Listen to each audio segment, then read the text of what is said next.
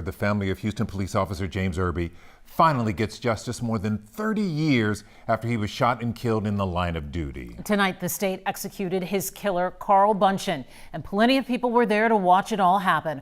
Our Grace White was among them. And Xavier Walton was outside where there was a huge show of support for the Irby family, along with some anti-death penalty protesters. Grace kicks off our team coverage tonight. Carl Buntion had a lengthy last statement. He spoke for several minutes saying, quote, "I do have remorse for what I did." Officer Irby's widow was also here serving as a witness. Afterwards, she called it justice 3 decades later. A lethal dose of pentobarbital was administered, and 13 minutes later, he was pronounced deceased at 6:39. Outside the execution chamber in Huntsville, the widow of Houston police officer James Irby walked to the podium hand in hand with Houston's police chief.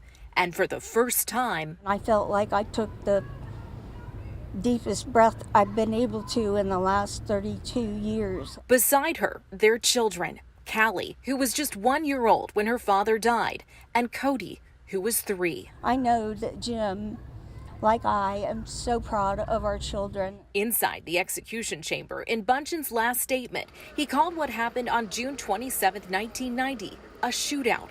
Harris County District Attorney Kim Ogg says it's simply not true. There was no shootout. There was a murder of an officer in full uniform in the line of duty. Bunchen was 78, the oldest person on Texas death row. But all these years later, it was the closure this family says they need. I feel joy. I'm sorry that someone died, but I didn't think of him as a person.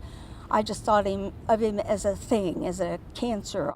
Bunchen did have a spiritual advisor present. Since the Supreme Court ruled last month, he was able to lay a hand on his ankle and pray during the execution.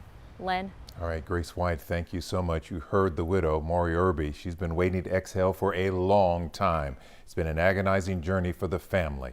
Now let's join Xavier Walton, who captured a surprising moment from Bunchin's friends and family as they left the execution. Xavier? Here in Huntsville, the silence spoke volumes. Family and friends, supporters for each side, creating a clash some 30 years in the making. A one-way street separating two groups with various views and opinions. On this side, HPD along with motorcyclists and other supporters for James Irby's family. We will forever stand by our survivor family. Irby was on the force for 18 years.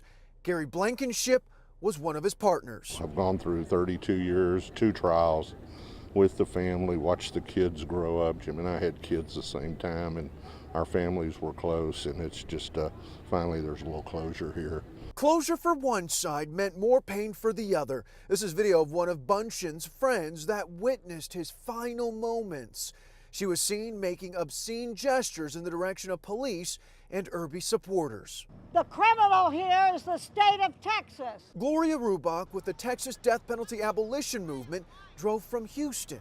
I'm here because I oppose every single execution in the state of Texas. Her point of view? Why do we kill people to show that killing people is wrong? To that, here's Harris County District Attorney Kim Ogg. Carl Bunchen was a career criminal when he graduated into sex offending and became a child rapist. After that, he became a cold-blooded executioner. God rest the soul of James Irby. And during that press conference, you can hear protesters yelling and screaming. And obviously, right now, that is clearly not the case. Things are nice and calm. In Huntsville, Xavier Walton, KHOU 11 News.